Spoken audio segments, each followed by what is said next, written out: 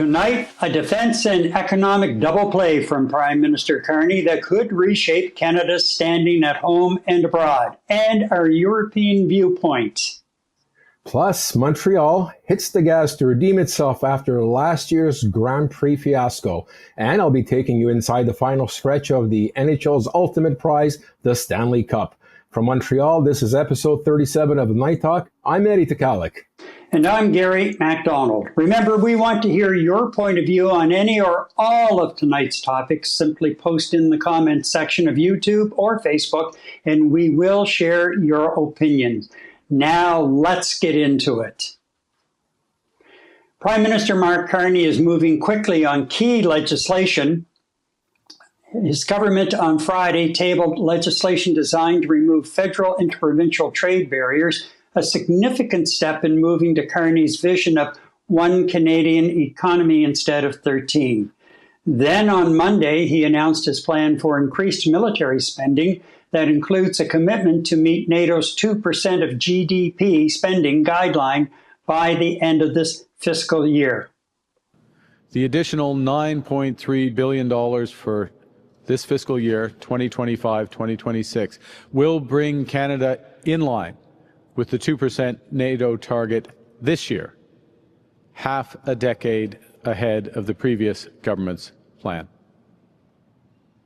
Right now, Canadian Armed Forces members are fighting forest fires to protect their fellow Canadians and communities. In fact, members from here are in Sandy Lake as we speak. They're defending our coasts and waters. They are patrolling the Arctic and supporting our allies on Russia's frontiers. Again, members from here, including the signalers stationed in Latvia. They do so in tough conditions, and too often, has to be said, they do so with inadequate equipment. They deserve better, and they will have better. Members of our armed forces will get a well-deserved salary increase, which will contribute to better recruitment and retention of personnel. We will modernize, streamline, and enhance the benefit system so that veterans and their families can get the support they need sooner and more easily. And we will invest in research to support women's veterans' health.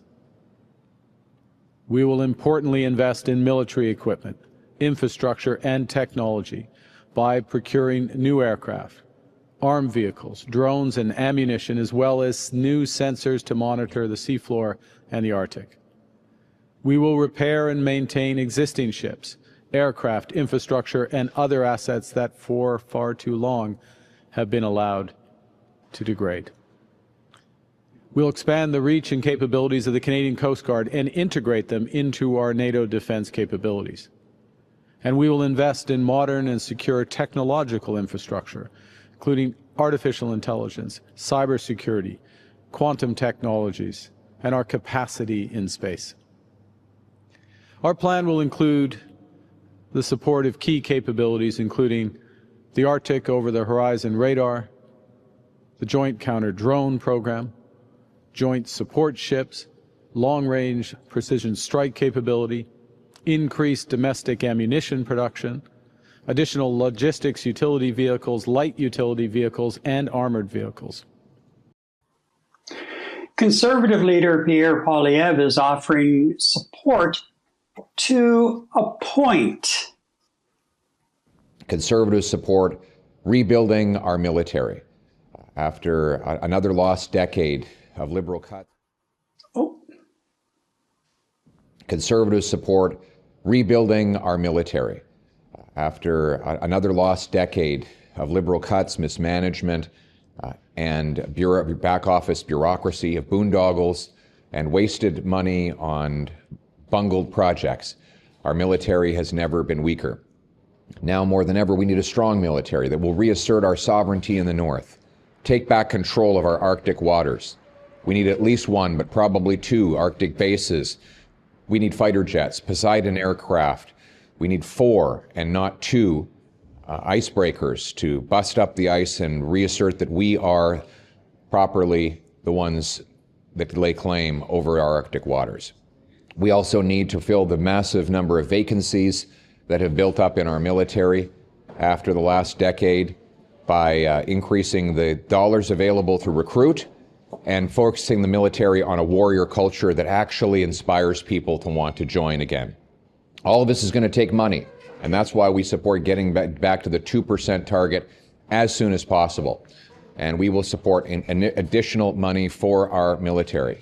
That's why we're calling on the government to bring in a budget, because all of this will require a budget. A budget that not only puts this money forward, clearly identifies where it comes from, but cuts waste in bureaucracy, consultants, foreign aid, corporate welfare, and other areas so that the necessary increase in the military does not come as an inflationary burden on the backs of our Canadian taxpayers who've been suffering for far too long. As always, we stand ready to work with all parties to put Canada first, to defend our country, and most important of all, to honor the brave men and women in uniform, the soldiers, sailors, and airmen who make up our forces and protect our sovereignty. We will always put them first, and we will work with anybody in any party to make that happen. And so our question on this particular segment for you to consider, and we'd like your responses, feedback on that this question, is this. Do you support increased defense spending to meet NATO's target? And sidebar to that, not only NATO's target, but we both know that the U.S. has been pushing us to spend more money on defense as well, and hopefully on their side of the border. So by all means, weigh in on that one. We do want to hear from you. Eddie, this announcement as far as increased spending is concerned for the military is so long overdue. Long overdue. And, you know, the military pay raise, the Trudeau government promised that 4 or 5 times over the last 10 years and never, ever delivered. Yeah. And then they wonder why their numbers are down. Well, you know what? I was really happy to see Pierre Poilievre throw his full support behind it. And, you know, of course, he has to rehash the last 10 years. And I'll actually correct him. I'll help him out a little bit. Our military has been completely neglected for 18 years. So it's 10 years plus Harper's government. They pulled the rug out from the military like no other prime minister before him. So let's just, correct Mr. Poilievre for all his positive statements. It's 18 years, sir. That's all I wanted to say. Well, the other side of it, though, when my lead into that particular clip was he's offering his support to a point. Because at the very end of it, what does he have to do? He has to drag in about, he said, we're going to fight this on the budget. The budget side, yeah. Yeah, he wants a budget tabled ASAP that would include the numbers here. I don't think that Carney's ready to commit to final numbers because I think it's all hinging on the deal that is in the process of negotiation at the moment with the U.S. to try and put an end to the trade war and the tariffs.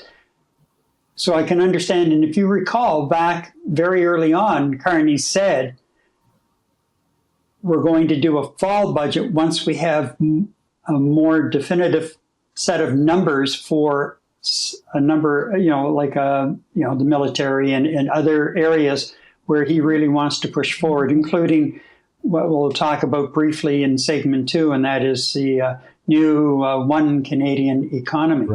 Right.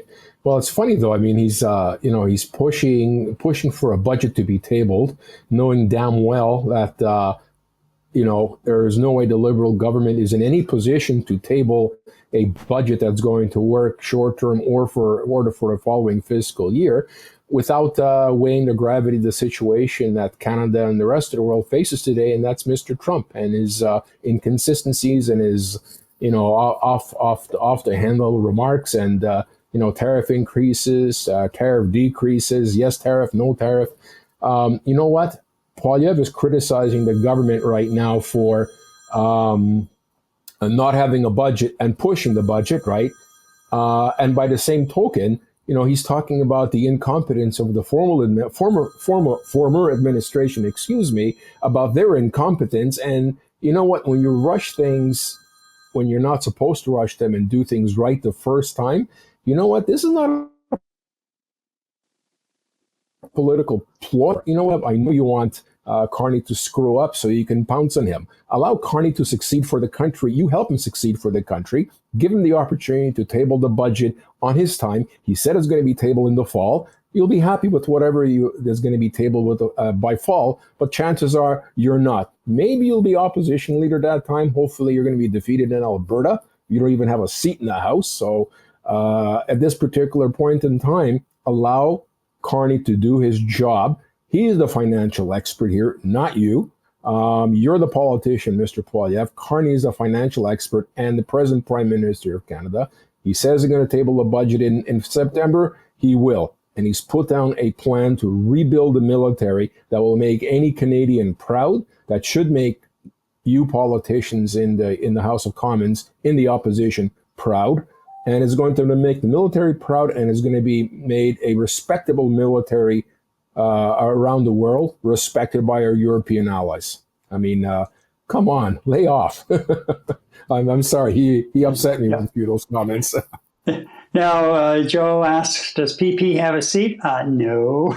No, he does not. He's on the outside looking in, and that's beginning to cost him even more so now as far as his support is concerned in the latest Nanos poll that was released today. But that's a whole other issue.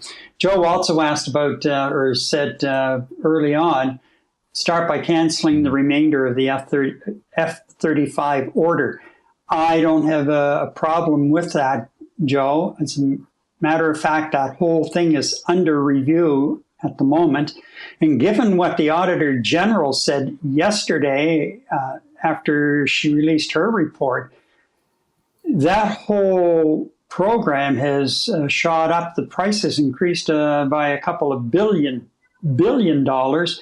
And they're already, they were building new hangars, and apparently they started the maintenance hangar facilities for these F-35s before this deal was even finalized. Mm-hmm. And already they're making changes based on what's coming forward with the planes as that moves forward. This is one thing on the defense side that just rubs me the wrong way, and that is we cannot seem to buy a piece of defense equipment or develop a new piece of defense equipment in this country without delay after delay after delay as we go through all of these changes, some of them significant, others not so significant, and it just keeps adding to the cost. And it keeps, to a point where the original order usually is cut back significantly because of the costs involved. And it just drags on. The frigate program was a prime example. You had politics involved in getting those ships built. Originally, St. John Shipbuilding was to get all 12. And then they split it up and they brought, I think it was supposed to be 6. It's been so long. 6 to MIL Davy here in Quebec. And they ended up, I think, doing 3, maybe 4 of the ships, while St. John Shipbuilding took over the balance and finished the ships. MIL Davy, building the ships the old way. St. John Shipbuilding had built this new facility, and they built them inside and assembled them outside like pieces of Lego. Mm-hmm. It was really something to see what they had done at that time. And the idea was, too, Canada was talking about buying new submarines, and they were going to bid on the submarines. So they built that shop in a way that would not only handle the frigates, but it would also handle the submarines. And especially after the submarines were launched, if they needed work, they could just bring them indoors and work on them inside instead of out in the dry dock. And that all just dried up. And we ended up buying used submarines from the Brits, one of which I think caught fire on the way over. And I don't think it's ever been in service since then. And that was Geez, that's over 20 years ago. So, it just, so I don't understand why we just can't say, okay, we're going to build this, we're going to develop it, and hopefully overall this spending is also going to bring up, I guess, reinvigorate Canadian research and defense contractors and building here at home instead of relying on the U.S. or Europe. Although it makes sense for us to get in bed with the Europeans and some of the equipment they have, because we're going to be operating with them once again in the European theater as a first line of defense. So absolutely, we might as well be able to, have that interoperability built in while doing so. It's just, for supplies and spare parts and everything else, it makes a whole lot of sense. Apparently, too, the U.S. is saying, according to the Auditor General, that Canada's not ready to accept the F-35s, and they have, I believe, some concerns about security issues and so on. So once again, we're going to be dictated to by the United States, even though we are laying out money for these planes and the software. And I think you're going to find that we're not going to be able to make any tweaks or changes to the software without first getting approval from the United States. Doesn't it sound like we're paying a fortune to lease these aircraft from the United States? I mean, everything about that technology, F-35, and let's call it top-end technology. Let's not kid around here. This is serious stuff. But by the same token, I mean, if we've committed to spend $19 billion now, I think it's up at about $28 billion with the cost increases. We should be at least able to do what we want with these units, upgrade them when we need to, put our own software in there to meet our own military requirements. No, we have to ask the United States of America for permission and get their developers to develop the upgrades to download in our aircraft and our weapons systems. Oh, by the way, weapons must be purchased from the United States as well. So, I mean, right there, we're locked down to being in bed with the United States. Yeah. I'm not sure in today's day and age, Gary, with some of the rhetoric really taking on some serious momentum in the United States about challenging our sovereignty here in Canada. You know what? We got to be able to get our own guns and our own spears, man. Not ask any other country whether we can use them or not, how we can use them, and when we can use them. So I'm 100% behind you, Gary. And honestly, we're talking about our 2% NATO commitment. Very important. But I think the way we should think about putting our military together or restructuring our military, because this is exactly what this is, make the assumption that we're not going to get any support from any country. We're on our own. Let's build our military as if we are on our own. And oh, by the way, we'll make friends with people when we want to make friends with people, not being pushed into it. So look, right now, would you feel comfortable, depending on the United States military support, if Russia decides to invade? No, I would not. Man, I don't know about that one. I mean, look at poor Ukraine. I mean, they were completely dependent on the United States military support because they gave up their nukes on that agreement that they put together 15 some odd years ago, whatever it was. And they're out on their own, and the big Russian bear is just steamrolling over these poor people. What's to say that can't happen to us too? So we can no longer depend on the United States. I agree with Joe 1,000%. You and I have talked about this before. There are other options out there that'll give Canada what it needs in terms of an all-purpose, all-weather, all-terrain landing military aircraft that can get the job done for us. And you know what? The Saab Gripen E and their models do everything. Absolutely do everything that we need as a country to defend our sovereignty. Because look, we can have a great military, but without the proper air support, you're toast. So I think we have to build our own military the way we see fit, the way that we can properly defend our country. And you know what? I'm really hopeful the politics will not get in the way, because now we're not talking about who's going to be the next Prime Minister of Canada. Okay? What we're talking about is, are we going to bend the knee to some other nation, or are we going to remain a sovereign country?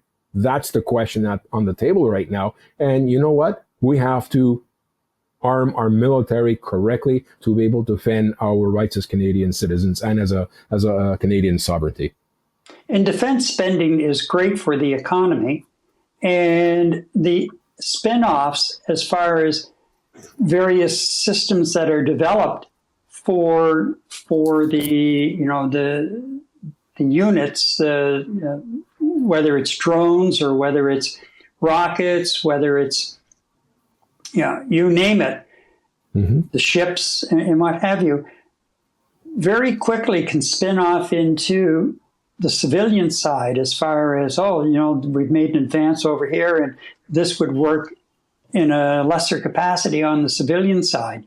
Like the space program. Look at what the space program did in, going into the 60s and the 70s and into the 80s. Everything that came from the space program, a lot of what we're using today somehow had its origins wrapped up in the space program, the space race. Right down to what boggles my mind is every time I pick up my iPhone and realize the computer in that iPhone is far more powerful by many, many, many times than the computers that first put these guys up in the in orbit. And when you look at our frigates that we built here in Canada, despite the delays and everything else, I've said it before and I'll proudly say it again, when our first ship, which was the HMCS Halifax, was commissioned, and then they did a tour, they went down along the East Coast and stopped at a couple of the naval ports, U.S. naval ports along the East Coast. The U.S. Navy types were drooling. You walk into their weapons room and everything, it looked like you were walking into a high-tech arcade. That's what it reminded me of as you walked in. And then to watch those ships. And the other day I'm watching Apple TV, the WWDC, and they have a trailer on for something that they're developing, one of the movies they're developing for the Vision Pro. And there it was a Canadian frigate in the midst of a turn and like at an angle like this. And that was when they were doing the full speed turns. And that is really something. If you're on board when they're doing that stuff, and I had the opportunity to be there. Yeah, I was going to say, you had the privilege of actually being on one of those things, didn't you? Oh, yeah. The day before the Halifax was officially commissioned. And we went out to sea and they put it through its paces. And man, oh man, it was something else. Now, Joe comes back with can't take the risk of buying the F-35 with the supposed kill switch. You know what? He's absolutely right. Yep. And then he says, why buy anything from our current foe? And Monell comes along and says, Joe, I agree 100%. No question. Like, what happens if we get into a fight with these guys down south? They're going to turn off our airplanes under our noses without even knowing. Well, you mentioned about the Russians, invading us. Right. Well, I'd be okay. I'd look and see the Russians coming over the North Pole, and then I would very quickly turn around and see what's coming from south of the border at us. Oh, yeah. Because let's split the land. I don't trust them. No, at all. Not at all.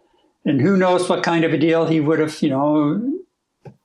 rigged with Putin before this all happened. But I mean, we're kind of taking it lightly, but we shouldn't. Right, exactly. I think that's the whole point I'm trying to make. Absolutely. Yeah. We've got to think for Canadian sovereignty first, do what we need to do, and let's do that in a parallel plan to bring us up to NATO standards, but Canada first. It has to be Canada first, and politicians be damned, like you were saying, Gary, for years and years and years, major innovative projects to boost up our military have been put down on paper, money acquired for it, and just through political sabotage, if you want to call it, nothing gets done. It does get done eventually, but just way too long. And I don't think we have time to fool around here. I mean, a great plan has been tabled. I'm sure a well thought out plan. Prime Minister Carney is getting the right people in a row to make the right decisions to get the military to where it needs to be, where we can be not just a fighting force, but a well respected and feared fighting force. We have to be able to defend ourselves from Russia, from China, or whatever aggressor. And right now, we see what's going on in the United States, where their military could be deployed any given moment. They can just turn up against us quickly, and at a moment's notice, all of a sudden we have tanks and F-35s, flying over our heads in no time. So let's give our government an opportunity to fix what's been neglected for the last 10 to 20 years. We have to do it. And what kind of figures are we talking? Well, the defense budget right now is just under $40 billion a year. And the increase that the Prime Minister is pushing for at the moment is $9.3 billion more. So we'd be in around $50 billion that we're spending on our defense systems and our military. That's also including our rise to the 2% GDP for military contributions to NATO. That's inclusive, huh? As far as I can tell right now, it is, yeah. Yeah. Wow. And you know what? Prime Minister Carney, I mean, he said it a few times that 70% of every dollar that's spent, that's on military spending, 70% of it goes to the United States of America. Yeah. You know what? He says we're far too reliant. To realize that just way too much. Balance it. You know what? Let's get some of that money flowing to our own technologies here in Canada. We are technology innovators. We have a well-versed, well-experienced Department of National Defense with our own scientists and engineers. I'm sure we can insource a lot of these things and actually start creating a little bit of a military industry here in Canada. Look, countries are arming themselves. They are arming themselves just based on the status of the world over the last 5 years. They're going to need countries to be at the forefront to build some of this equipment, to build some of this military weaponry. Well, why cannot Canada use its innovation to join that industry and be the leader in it? And I think Prime Minister Carney has explicitly mentioned that. Let's be a leader on all fronts. He wants to be the leader in the G7. He says he wants to be able to be a leader in the economy, and he wants Canada to become a leader in the what's right in this world, in the free world. So I'm 100% behind them, and I just don't like the backbench political backstabbing at any given moment. For what purpose right now? We're supposed to be fighting for Canada, not for, hey, I want to be the next prime minister. Enough's enough, guys. Let's get at it. You know what? As a Canadian, Gary, I'm scared. I really am scared for what's to become of the world and potentially what's to become with Canada, with this, who down south be, just 80 miles south of us here. Anything can happen. So I am scared, and I grow more frustrated the more and more we have our politicians playing politics as opposed to getting the job done. So look, here we have Prime Minister Carney. I would still consider it in his honeymoon period. Oh, yeah. Gary, I'm sorry. He's kicking ass. So far, he's kicking some ass. Just let him get the job done. Look, I'll be the first one to criticize him the moment he makes a mistake, and I know you will be as well. Both of us are watching, but you know what? So far, the man's got a plan, and he wants to take Canada out of the last 15 years of absolutely nothing in terms of progress and make us a very progressive country, militarily, economically, and as leaders of the world. Now, just coming back around to the actual numbers, as I said, $9.3 billion increase. So it brings it on top of the existing budget of just under $40 billion. So that brings us, you might as well say, to $50 billion. That's new spending plus other existing defense-related spending in other departments of around $14 billion. Are you ready for this? This is where the banker comes in. Pushes total expenditures to $62.7 billion for 2025-26 fiscal year, which equals 2% of Canada's GDP. Yeah. And didn't you say he's going to do that by the end of 2025, which is like, what, 5 or 6 years sooner than what Trudeau projected? Yeah, exactly. You know what the beauty of this is, Gary, and something I wanted to say right at the beginning? Without actually coming out and saying it, I feel that Prime Minister Carney, with the Liberal Party, is actually acknowledging the shortcomings of the Liberal Party over the last 10 years by taking these very, very aggressive steps. Without saying, Prime Minister Trudeau tried to do the best he can, he just didn't cut it.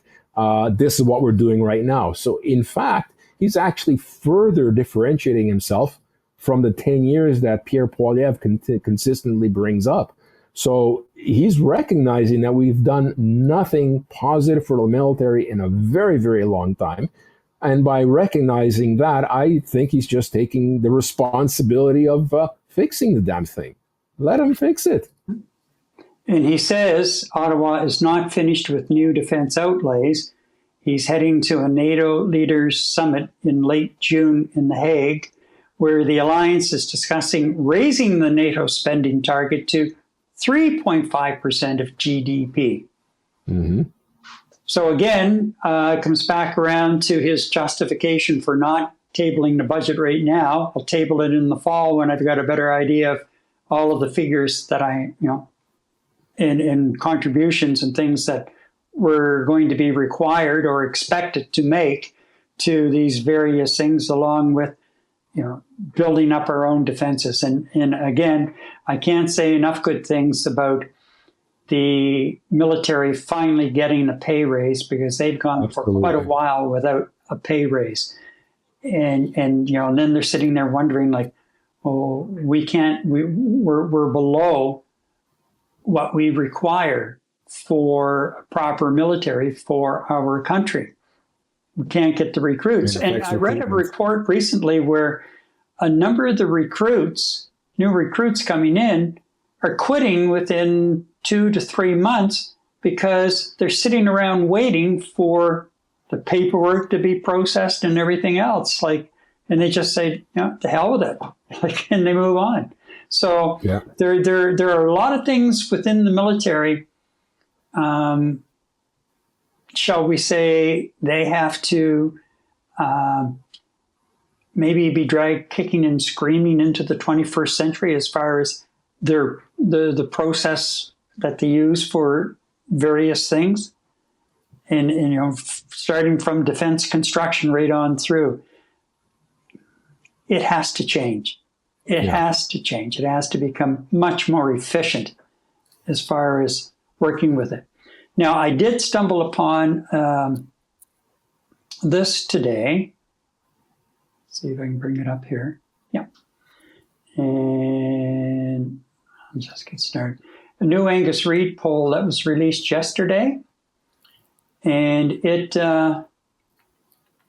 shows that a majority of Canadians are supportive of spending more money on our military. And they're okay with, hitting the 2% of the GDP target of NATO right now. However, the support softens a bit when you start talking about the 3.5% that will be up for discussion later this month at the NATO meeting in The Hague. There's still support there overall, but it does soften within the breakdown of, whether it's the conservative supporters talking, or liberal supporters talking, or bloc supporters, that sort of thing.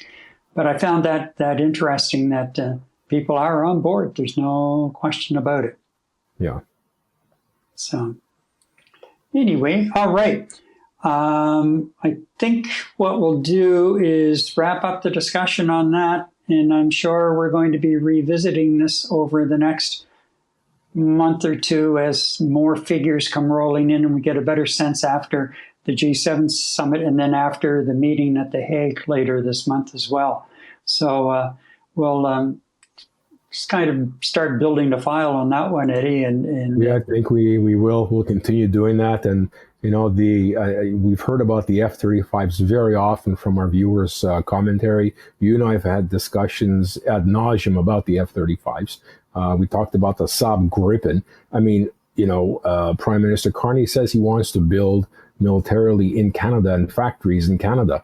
And you know what? That's the beauty about the Saab Gripen.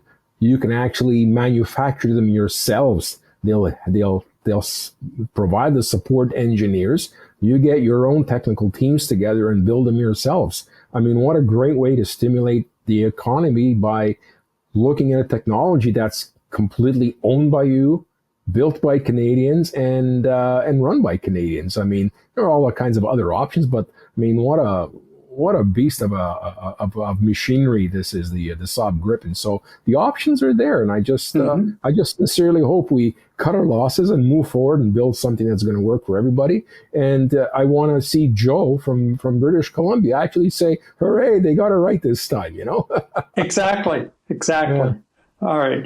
Okay, so with that, let's move along. Up later, we check in with Christian for the European viewpoint. And will Montreal take the checkered flag for this year's Grand Prix weekend after last year's fiasco? First, well, you know what? We're still in elbows up mode, and I have found a Canadian solution for cloud storage, sync.com.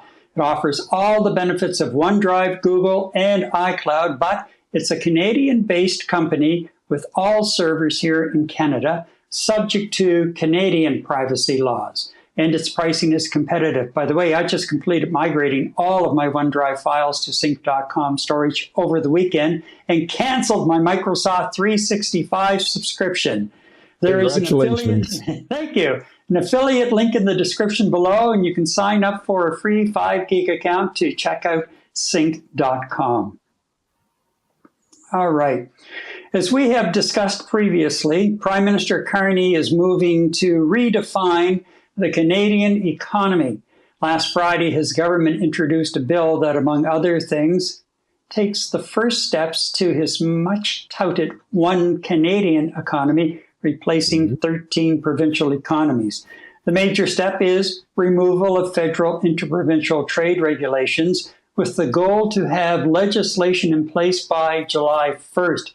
Man, oh man, he's an optimist on that one. So, let's go and see what our question is on this one. And here it is. Do you believe this is the economic reform Canada needs? Do you believe this is the economic reform Canada needs? I'd like to get your feedback on that particular issue. And, you know, Eddie, we've talked about this a lot over the last month or so. You had such a display of unity a week ago when Carney met with the first ministers. The next day, there was a little bit of weakening of that unity from Japan, where BC Premier David Eby was on a trade mission and saying he's not into okaying a pipeline through northern British Columbia at this time. And, you know, he did say at this particular time, nor is he on board, pardon the pun, with lifting the tanker ban along his coast. So that puts a bit of a kink into some of the plans that Alberta Premier Danielle Smith had as far as getting her oil resources to Tidewater.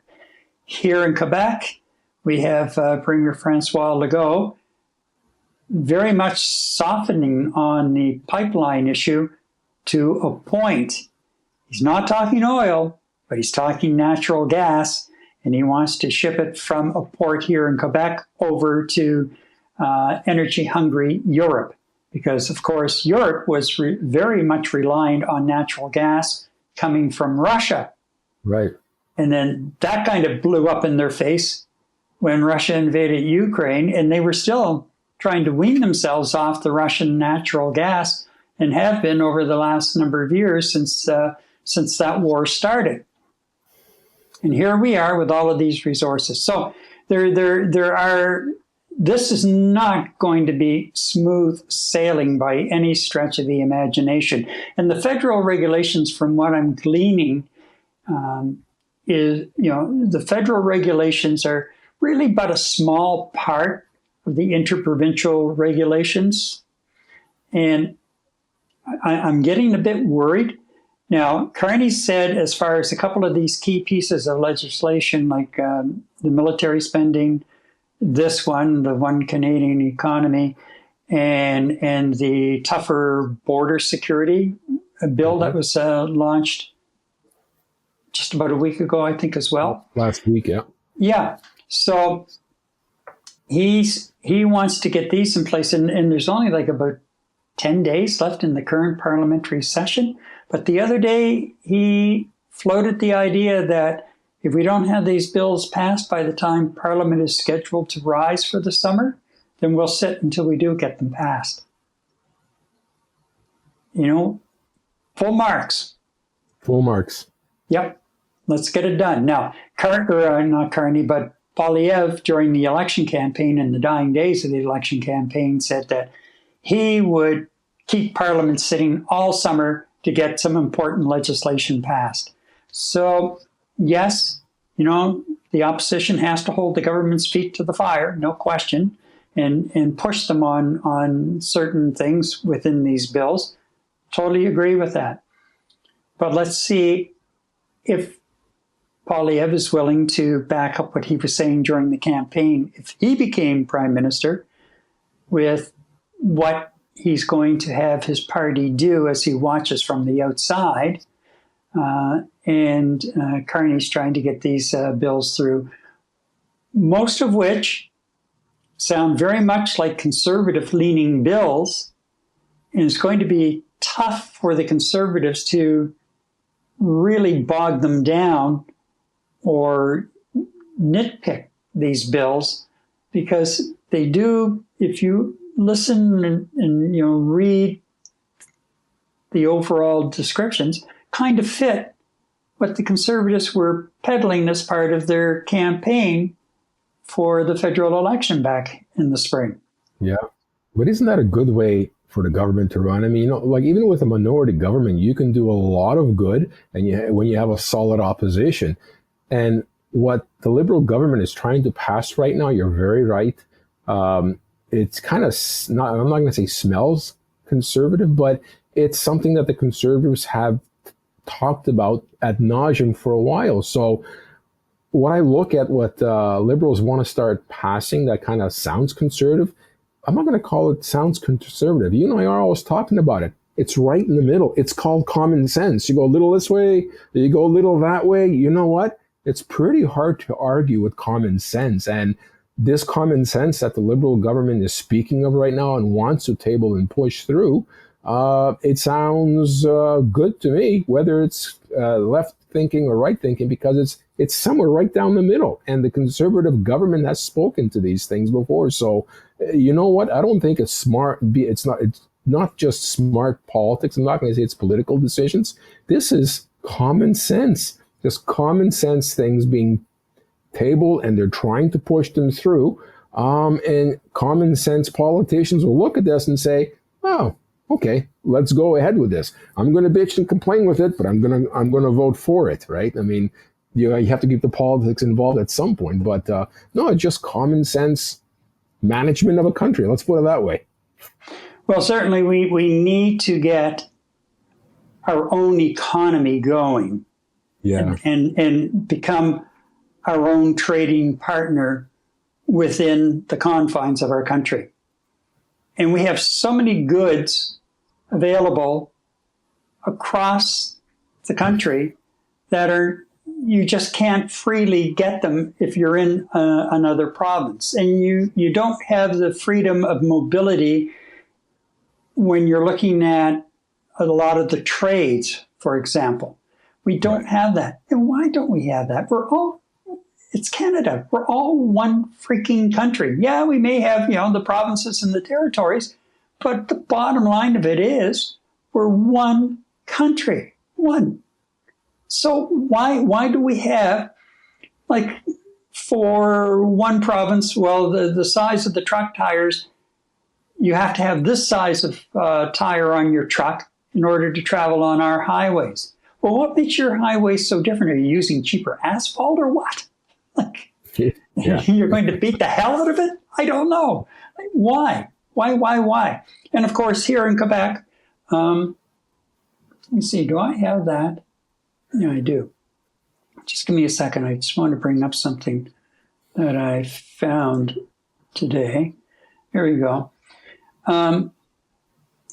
Overall, there appears to be broad momentum and political unity around reducing internal trade and speeding up project approvals. But a clear division remains. Some are leading by example, and we have had a number of deals signed between provinces and others with the Memorandum of Understanding being signed.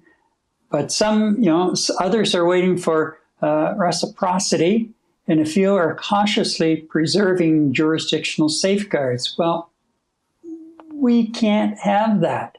We just can't have that. Now, the strongest champions so far are Nova Scotia and Ontario. Now, conditionally, but they're out there pushing it. Pragmatic adapters, New Brunswick, Manitoba, and Saskatchewan. Watchful but open, BC and Quebec. Supportive, they're supporting the narrative, but they're protective of their autonomy. And of course, the federal timeline is all provinces agreed to fall 2025 benchmarks at the First Minister's meeting.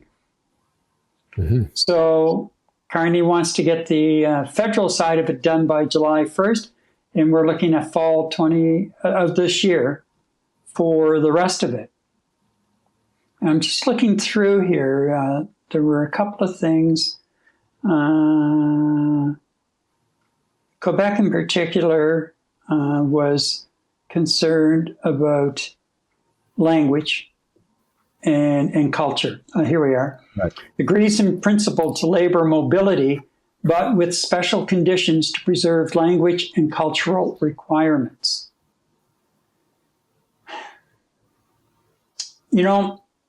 A few years ago, there were a number of major projects underway in New Brunswick, and the number of tradespeople from Quebec coming in to work on these projects, and they were needed, was amazing.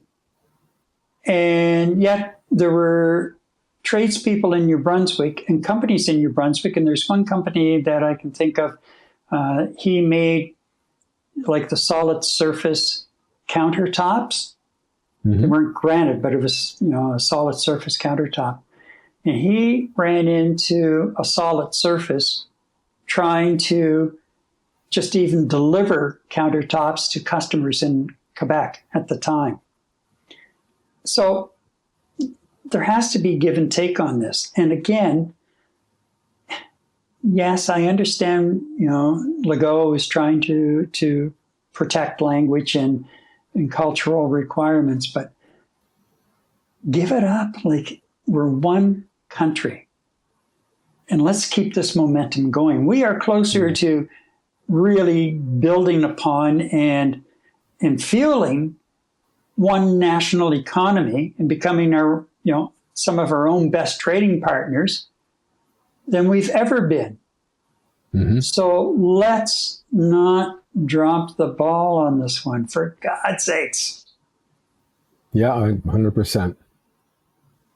Well, it's interesting too. I mean, this example that you brought up about contractor work in the construction industry across provinces.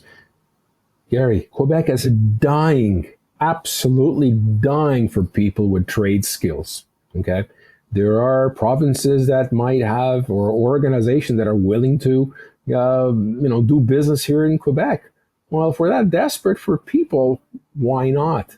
It makes perfect sense to me. I can understand the unions not being too happy about this, but look, things got to get done. That's just one small piece of the puzzle in allowing, interprovincial trade, which includes labor.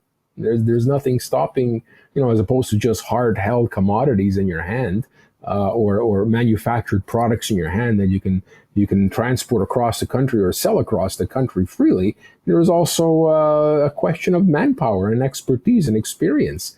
We should be sharing all of this. And like you were saying, Gary, we're one country, and we should be able to share our resources as such, and not just continuously run independently as independent businesses, which we can see most provinces already struggle with today. Let's just open up the trade barriers. Let's make this international trade within Canada, if you want to call it. Yeah, exactly. Just it exactly. So now, I mentioned when I was talking about sync.com, we're still in elbows up mode. Right. Or we should be. It's starting to weaken a bit, and we talked about that last week. Some people are saying, well, right now, I have to go for the cheapest, and if it's from the United States, I just have to go with it. Okay, I get it.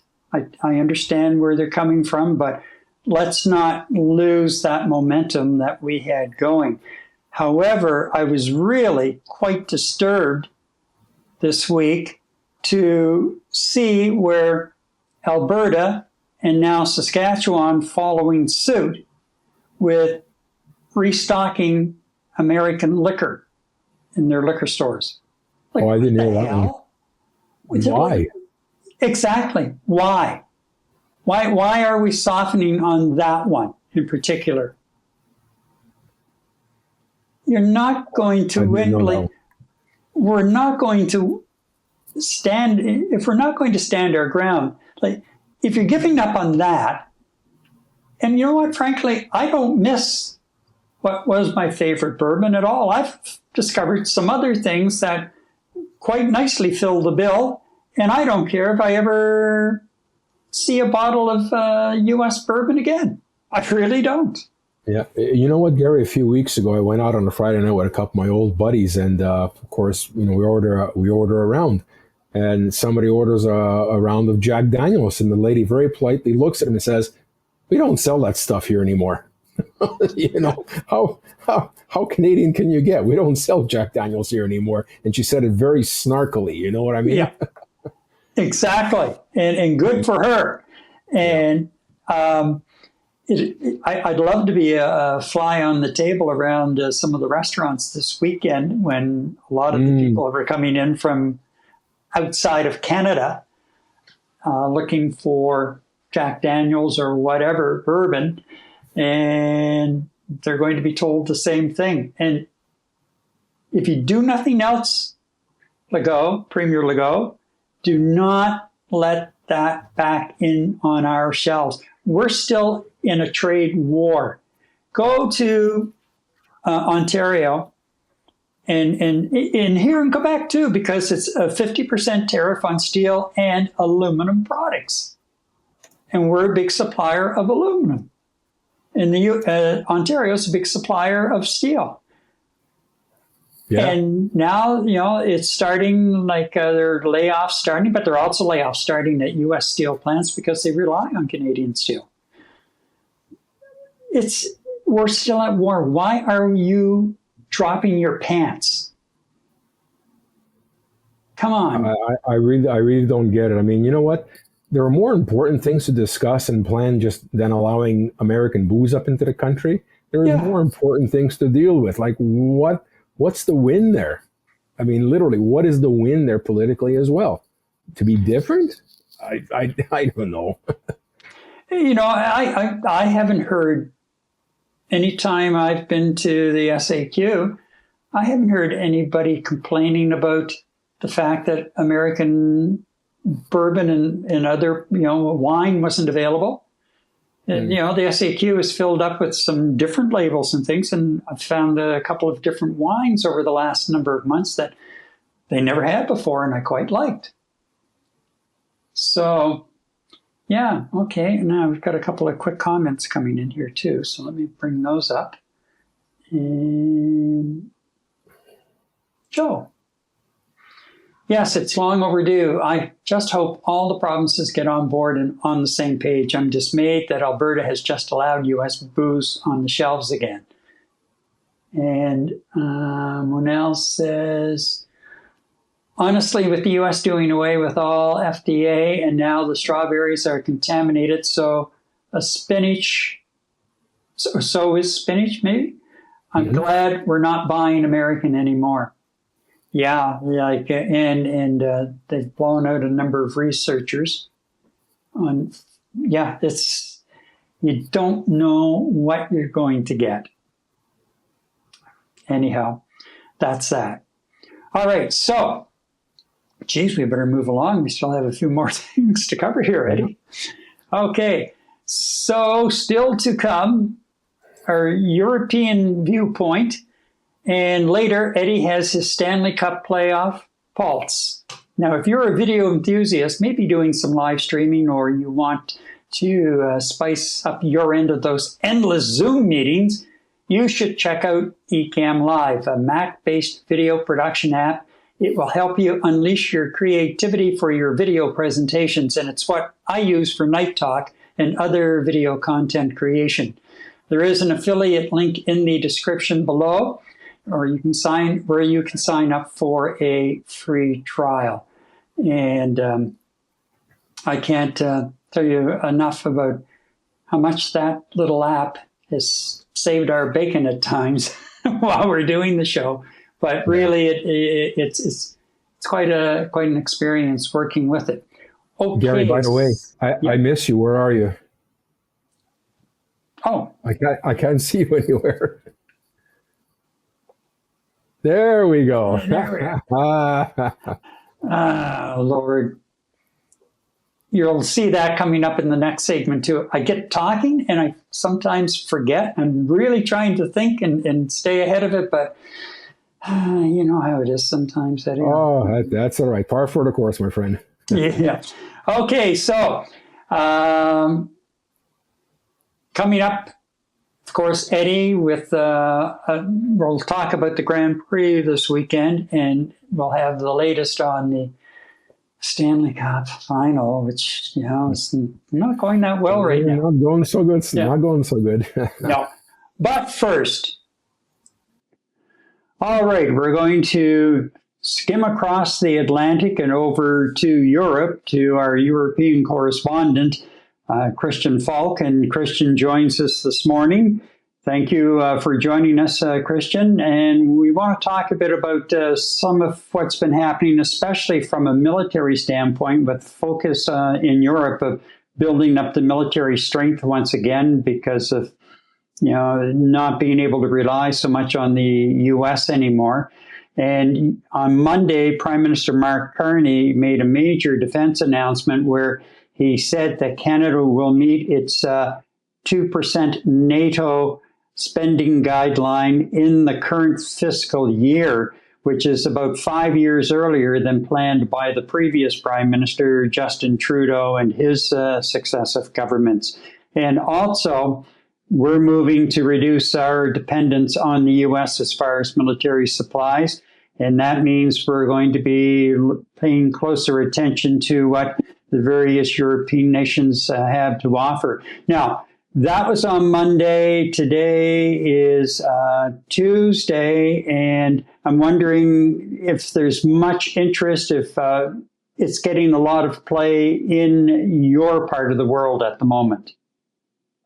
Well, we came to the same conclusion here. I mean, it started a little bit earlier after the attack in 2022 when Russia invaded the Ukraine. Like, we had heavy discussions in here and had like a fast package of $100 billion released by, or euros by Germany, running extremely fast into the defense. we all know that Germany's defense system, given also the background, like we had like our recent past, the Second World War, we had a spending cap on our defense, specifically also like not able to, and still to our days, not to put any funding into nuclear weapons. However, the German defense system was on a decline, and we came back to senses. We reached the NATO goal of 2%, I think, last year, 2 years ago, now heading to 2.2%. But there are a lot of discussions now, like also here within the European Union, to increase it over the next 10 years to 3.5 to up to 5%. Like Germany, the new Chancellor Friedrich Merz said it, and he's pushing already big funds into the new into the military here in Germany.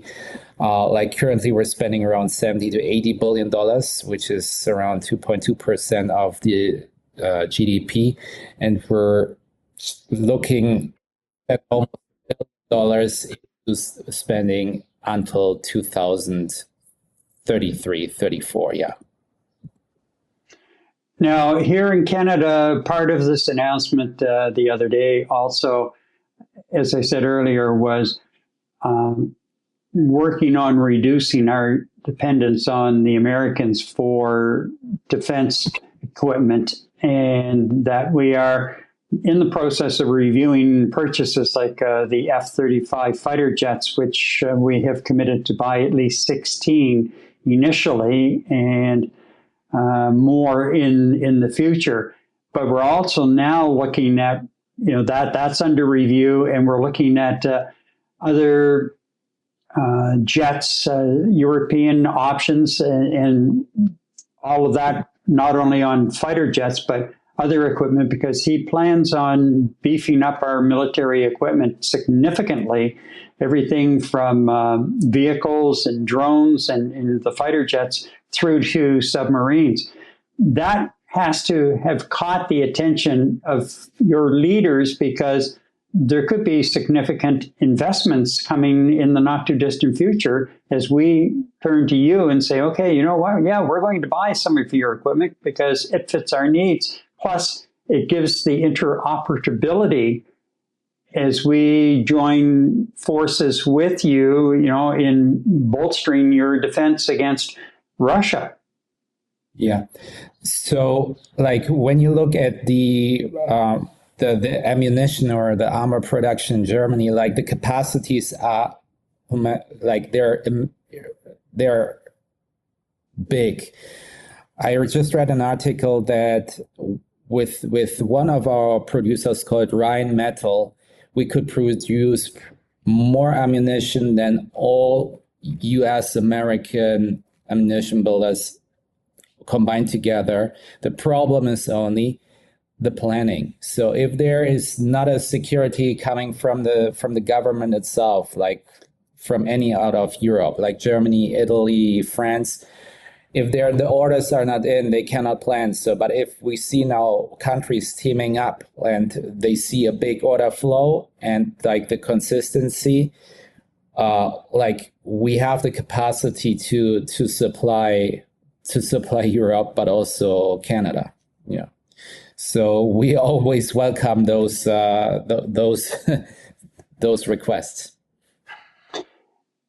Is there much discussion about the fact that Prime Minister Carney has been paying more attention to Europe as a potential trade partners, and that he's been over to Europe speaking with various leaders a lot in the last few months, and really seems to be putting on a push?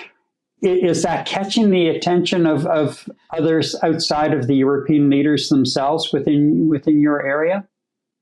Yeah, I mean, not only like on the defense point, but also on the economy.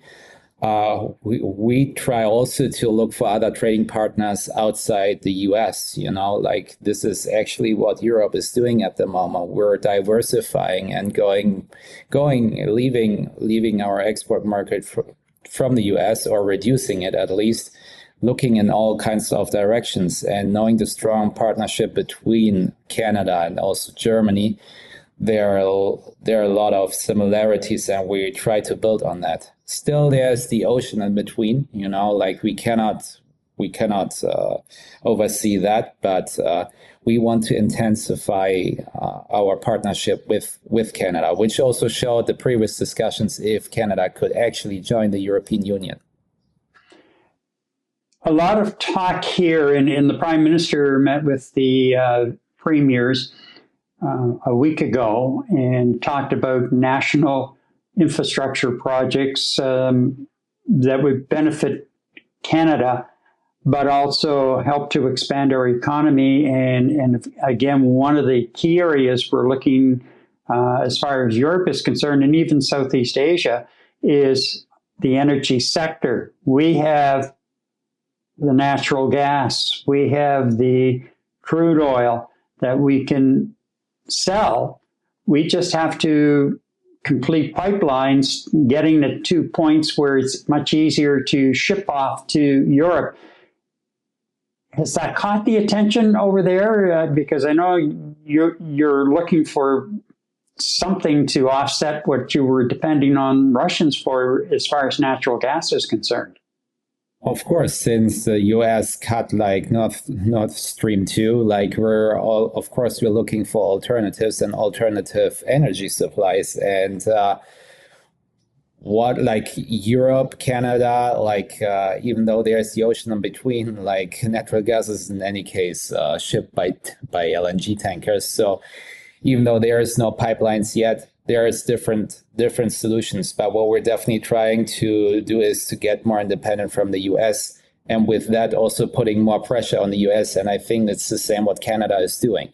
I mean, you cannot avoid the domestic trade between Canada and the USA because it's too intertwined. But eventually, like Canada, but also Europe and all the other countries to trade it with the US, looking for alternatives. And we see there is a shift in global trade, and it will just extend, in our opinion. When the Prime Minister met with the premiers last week and talked about these projects of national significance, one of the things that he said he would do is at the federal level, instead of having 2 or 3 different levels of approval that could take up to 5 years, he is looking to streamline the process with one federal approval and taking no more than 2 years. Now, somebody who is involved in the resource trade, that must be music to your ears. Sure, especially here in the Western world, where everything on the, let's put it like this, on the compliance side and on the due diligence, like things taking too much time. There's too much bureaucracy. But especially now, like when you look, for example, on the defense spending, like the European Union got together and everything goes fast now. Like they see the urgency, maybe not necessarily on the economy, but like on the defense spending, we see that there is a faster movement than it used to be. Faster processes, yeah. Okay. Now, has there been anything else that has popped up as far as any kind of coverage that you're aware of related to Canada? I guess maybe let's go back one step, because there's something that you and Europe share in common with us here in Canada, and that has been the individual occupying the Oval Office in the White House in the United States. The attention that he has been getting in the past, is that kind of leveling off and getting pushed to the back of the bus, so to speak? You mean about Trump in general? Or yes. Yeah. From what we see now, like like the coverage about North America here, like media coverage about North America slowed a little bit down. We're really now really self-centered here and focused and get like our defense problem back into place. Like we really see Russia now coming as a threat. We cannot rely on the USA and whatever they do in their part of the world. We just see like what we see here from European media is the USA is falling apart. Look at California, like they don't have anything under control. When we see media coverage, what's happening between Musk and Trump, it looks for us like a joke. You know, like you cannot, like this is not, we don't take that serious anymore. Like this looks really like unprofessional. So instead of focusing on the USA, we really try to step back from them, like getting back into place on our own. We know we missed a couple of years specifically on defense spending or getting more independent from the USA and look for new alliances, but also get stronger in the NATO. But we see also like Canada is also putting more military into Latvia from what I just read like a couple of days ago. So you're also increasing your presence here in Europe and also looking for joint projects, as you already mentioned, on the military sector. So when it comes to defense spending, there were already some projects in the past where one of our major armor suppliers based out of Germany, Rheinmetall, had like a contract with Canada on some defense system for the Marines, Canadian Marines, and I think they're going to look back into this as well. So there's some movements between Canada specifically and Europe here. And whether he realizes it or not, Trump is being left out in the cold. Certainly, it's going to be interesting to see how the leaders react, what kind of a reception he receives at the G7 here in Canada later this month, for sure. Exactly. Well, we have not too much good left for him at the moment. An interesting comment. We don't have much love left for him at the moment. Anyway, it's Christian Falk in Switzerland, our European contributor, and just kind of weighing in and letting us know, because a lot of our attention now is going to Europe as a trading partner and a defense partner as well. And you know, as Eddie and I have talked about, and they have some great jets, fighter jets over there for sure. So anyway, okay, so. No love lost there. Yeah, no, not at all. Didn't think so. Okay. Up next, can Montreal recover from last year's Grand Prix fiasco? Plus, Eddie's Stanley Cup playoff pulse. And a reminder, if you are enjoying our streams and feel the urge to show your support in another way, well, you can buy us a coffee by simply scanning the QR code that you see at the beginning of the show or the link in the description below. Eddie and I thank you for your support. Well, it is Grand Prix weekend here in Montreal, and organizers are working to put the city's best foot forward this year after last year's disaster that included everything from flooding on the track to last-minute orders to shut down covered terraces during the rain-soaked weekend. This year, the pressure is on because a number of other locations around the world are ready to step in at a moment's notice, which brings us now to our question on this particular segment. And I'll bring that up. Oops. And question number 3. There we go. Are events like the Grand Prix worth the public cost if they risk global embarrassment? There's a hot one. I'd love to see what you have to say on that. Eddie, well, you have a lot more background as far as the Grand Prix is concerned here in Montreal than do I. It seems to me, at least, we're here 4 years now. And I think 3 of the 4 years they've had rain all weekend or on and off throughout the weekends overall. It's been pretty wet. Yeah, no, unfortunately, the last 4 or 5 years, the Mother Nature has not really cooperated all that well with the entire weekend. I think we had one weekend with just sun Friday, Saturday, and Sunday. Um, you know what, Gary, to answer that question directly, right? The public cost, if they risk global embarrassment or are they essential? You know what?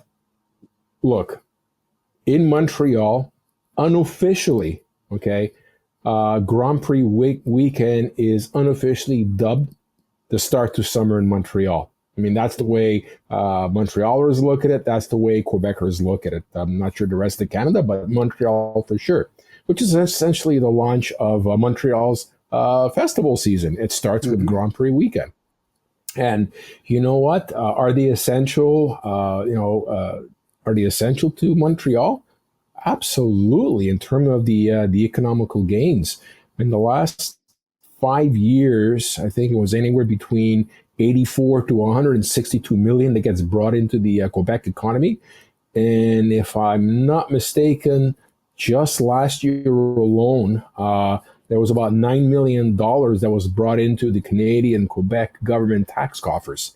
That's a lot of buck, okay? Let alone the contributions to the economy. I mean, the hotel occupancy rate ranges between 97 and 100%. So, you know what? It really does launch the summer season, the festival season in Montreal. Hordes of tourists come into the country, both from elsewhere in Canada, from the United States, especially from across the world in Europe. So this is a very, very big thing to Montreal and Quebec. Now, this is the whole thing, Gary. We have to consistently put on a good show. As you mentioned on the onset of this segment, there are other cities just chomping at the bit to take the Grand Prix away from someplace. Okay, and they're just waiting to take over. And there are a lot of countries with a hell of a lot more spending money, whether it's private or governmentally funded, that would be willing to pay the heads of the Formula One Racing Commission money to bring the Formula One race to their country. So we have to be on our best behavior. Now, you mentioned some of the disasters from last year. So, last year, if I can quickly go down this thing, I mean, we've had the race since 1978, which was won by none other than Gilles Villeneuve, and of course, he died shortly thereafter in a racetrack accident in Italy, and the track was renamed after him in 1982. Now, there were 2 seasons that we did not have the Grand Prix here, believe it or not. In 1987, there was a promotional dispute, a legal and promotional dispute with Labatt and Molson. So Bernie Ecclestone said, you know what? Screw this, we're not racing there.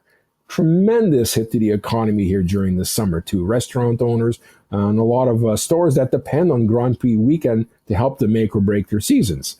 And also in 2009, F1 just not arbitrarily, but just said, you know what, we are not scheduling a Formula One race here. They weren't even put on the calendar. The contract fell through, and that's because the head of the F1 wanted more money, and the governments decided not to cough up the extra money to get it, which I think was a good decision at the end of the day, because what they would have paid him would have been the money we would have made here anyway. So through negotiations or whatever, we started with the Formula One races, which have been, reasonably successful. Now, last year, Gary, absolutely fiasco. It was, the nonstop traffic chaos, the orange cones all over the city with road blockades, construction going up and whatnot. Construction crews. I mean, Gary, you and I have walked down St. Paul Street in Old Montreal often, because we don't live too far from there. Last year, they decided to tear up St. Paul Street, which is tourist mecca, a couple of weeks before the start of the Grand Prix season. What a mess. High-end restaurants, tourist sites, they have to walk around orange mesh, cones, and a construction site. Couldn't they have waited until after the Grand Prix weekend to do it? So, okay, fine. They finished the construction and whatever else. We got it on best we could, but it left a black eye in terms of our city's capability to coordinate around a big event like the Grand Prix. And the F1 administrators, of course, are paying close attention. And also, St. Paul Street was torn up. Last year, the paddock and the garage flooded after rain. They should not flood. The track flooded. Horrible drainage. And I think the worst that happened is Peel Street, for our listeners that are not familiar, gets closed down for making way for restaurateurs to open up patios on the streets to be able to extend their restaurant services to as many people as possible. For supper serving last year, the fire marshal comes by and shuts down all our outdoor patios. Effectively, people mid-meal had to get up and leave the restaurant because they said they deemed the facilities a fire hazard. I think 5 or 6 major restaurants got affected. And basically saying, oh, you were a few inches too close to the building. Yeah. Meanwhile, all the management, the owners of these restaurants had permission from the city to install them exactly where they were.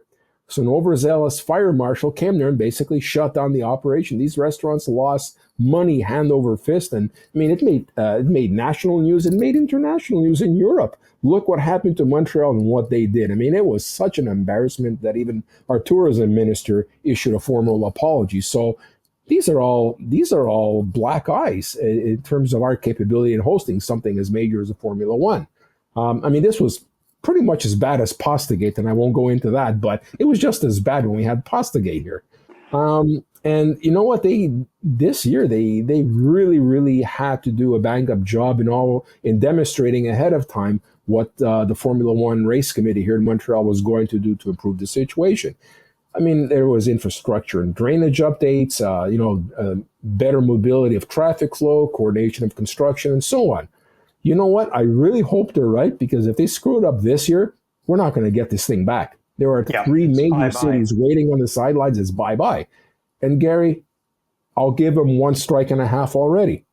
Number one, what do the unions here in Quebec do that represent our public transit system? The mechanics went on strike. So there is no public transit here, although they said Friday, Saturday, and Sunday schedules are going to be regular. But you never know with strikes. They can have a wildcat walkout.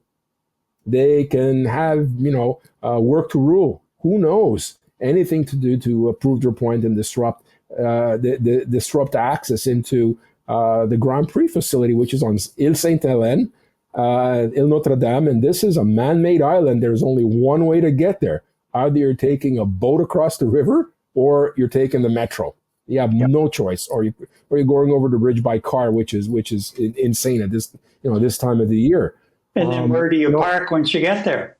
Exactly. So I mean, everybody's praying that they're not going to push their strike mandate during this weekend, because that'd be a disaster to both the city of Montreal and the government of Quebec. So I'm hoping union leaders pay heed to this. And the second thing I talked about is construction. Gary, a couple of days ago, I was driving around the city. I went to do, and the places I went to, 3 or 4 different places, were not that far in between in terms of distance. So a 4-hour travel excursion for me in Montreal a couple of days ago, 3 of those hours were spent in traffic to get to 4 areas in Montreal. Pine coals, construction holes, work going on, no work going on. It didn't matter. We spent so much time in traffic. So it's already started this week, okay? Exasperated by the public transit. And the other thing I mentioned at the onset, we talked about St. Paul Street being dug up last year. Guess what they did? 2 weeks ago, right in the heart of Montreal, right in Formula One Festival Mecca, they dug up St. Paul Street again. Yes. So the poor merchants have to go through the same damn thing again. And the tourists coming into Montreal are going to be looking at St. Paul Street completely torn up. They couldn't have waited a couple of weeks. Seriously. So, that's a strike and a half. So I hope everything else goes well. I'm hoping the weekend's going to be very favorable for the tourist dollars that are coming into the city. And I really hope we don't lose the Formula One because of some stupid issues. So it's not been a good track record the last year or two. Now, what I read over the last couple of days, the city said yeah, we had some real internal communications issues between the fire department and the construction people and everything. But they assure that all of those communication issues have been resolved, and the city is working much smoother now on a regular basis, never mind just related to the Grand Prix. However, I know what you're saying, because Deborah and I took a walk down through St. Paul the other day, and you know how narrow those sidewalks are. Yeah. And you don't have a whole lot of room between the sidewalks and where the road's torn up. And I'm looking down, and I see some of the restaurants with the checkered flags out, but they don't have the patios. They have no room. They can't put the patios out. You can barely get down the sidewalk if there's 3 or 4 people coming either way to get into their establishments. And unless somebody knows there's a restaurant there, no one's going to find it. There's no foot traffic. Yeah, there's no sign saying on this block they could at least put temporary, and maybe they have. I don't know, because I haven't been down in the last day or two. But they could put temporary signs up down this. In this block you have blah blah blah blah, like they've done around here when they've had Ottawa torn up, and you can still access these businesses, just not by car, and some days really not by foot. You know when they're going to put them up? On Monday, when everything is over. We have to have faith, Eddie. We have to have faith. I don't know, man. I'm trying. I'm really trying. Hopefully it goes off well. Hopefully, as you say, it's the unofficial start to summer, and hopefully we get some really decent summer-like weather for this weekend. And it's a great time to be. This weekend is this Formula One weekend is a fantastic time to be a Montrealer and to be around the Formula One facilities, the festivals, the open air entertainment. It's one of the better times in Montreal to be. So I'm not trying to scare you away. I'm just basically saying what I'm seeing here. But it's a fantastic time to be in Montreal during Grand Prix weekend, and of course the rest of the festival season with the Jazz Fest, the return of the Comedy Festival. There's just so many things going on in the city, which is why we're considered the festival capital of the world. Yep, and just look around the neighborhood. Look at all of the festivals, weekend festivals in the Peel Basin area. Yeah, that's become a real going concern for weekend festivals and food festivals and everything else. Like, there's just so much happening in this city through the summers. It's just you just don't know where to look next. And not only is it a Grand Prix weekend, but it's also Father's Day weekend. Oh, that's true. Yeah, that's right. Yeah, so and they're expecting. Last year they had about 300,000 people. And this year they're expecting about 350,000. So this city is just going to be jumping. That's a lot of bodies. That's a lot of rooms taken up, and that's a lot of food in restaurants. So you know what? Thank you, tourists, for coming to Montreal. I hope we throw you a wonderful welcome and a wonderful party. And hopefully we'll be privileged enough to have everybody back next year at this particular time. Absolutely. Okay. And now the time has come.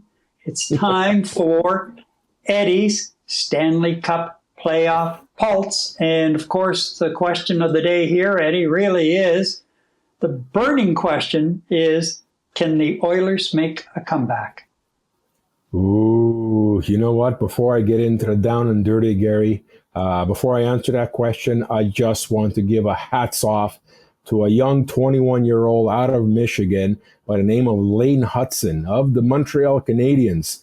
He just won the National Hockey League Rookie of the Year award, played in all 82 games, 6 goals, 60 assists for 66 points. You know how far back you know how far back you have to go for a Montreal Canadien to have won the Rookie of the Year award? Ken Dryden, 1972. That's really. Yep, that's the last time a Montreal Canadian won that award. And Lane Hudson is the seventh Montreal Canadian in history to win it. And three of them made it to the Hockey Hall of Fame. So you know what, Gary? Congratulations. And the Montreal Canadian rebuild is in overdrive right now. And it's so good to see these young kids succeed. So congratulations, Lane Hudson and Montreal Canadiens. Now, let's get to the crux of the matter here, Gary. There were 8, then there were 4, now there is 2. And we have the Florida Panthers and the Edmonton Oilers. And as I mentioned last week, the Edmonton Oilers won the first game in overtime, 4-3. Leon Draisaitl scored 2 goals that game with 1 OT winner, and Connor McDavid was on fire with 2 assists. So we say to ourselves, wow, this is good. We're in good shape here. Canada's right behind you. Game 2, the Florida Panthers went into double overtime with the Oilers, and they came out on top 5-4. And the Rat, the former captain of the Boston Bruins, longtime player, member of the Boston Bruins, Brad Marchand, the Rat number 2. He scored the 2 goals in game number 2 and the overtime winner. So, the Draisaitl had 1 goal during that game, and I don't think McDavid did very much. Beautiful assist to Draisaitl, but that was it. So we figured, okay, fine. 1-1, no big deal, very early in the series. Gary, game 3. The Florida Panthers pummeled the Edmonton Oilers to a shameful 6-1 win. And I mean, who scores the first goal? The Rat. The Edmonton Oiler killer, Brad Marchand, scored the first goal. And believe it or not, Gary, game 2, Florida scored in 2 minutes into the game. Brad Marchand in game 3 scored in 56 seconds after the drop of the puck. Ouch. Not a good way to start a hockey game. And, you know, I watched Stuart Skinner, who's been standing on his head as the goaltender of the Edmonton Oilers. And he's had an unfortunate bad reputation of choking when it became important, but he's been great up until game two, middle of it. He just crashed and burned in the last game to a point where the coach had to pull him off for the backup goaltender.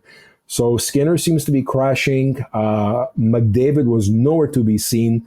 Last game, the Florida Panthers, every time he picked up any speed, they laid a body into him. They laid a body into Draisaitl. They were just pushing the Edmonton Oilers around. So, you know what? Marchand, the Rat killer, now the Oiler killer.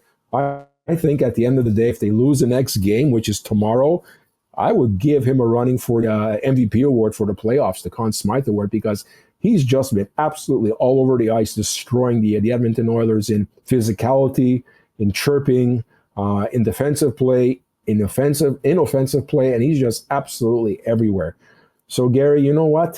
Canada is still rooting for the Edmonton Oilers. So am I. Let's put Game 3 behind us. Game 4 is tomorrow. And Gary, if they do not win Game 4 tomorrow, I doubt very much Edmonton will be able to mount a three-game comeback. So, not looking very good right now, and I'm hoping I'm wrong. I hope the Canadian boys come through with this, because we certainly need another jolt of nationalism here by bringing the Stanley Cup home. So we'll just have to wait and see. Okay, Greg says, hey, wait a minute, guys. When talking about the NHL playoffs, let's be a bit more positive about those testy Panthers in the leadership role of Brad Marchand. Oh. Got away on me. I know it is tough for Eddie to be positive about the former mighty Broom, but it's one from Nova Scotia. Let's be fair to our icon. He's got a point there. I mean, he's the Rat. I like Marchand as a player, but he's one easy player to hate. But you know what, Greg? He's doing it all so far. So hats off to the boy from Nova Scotia.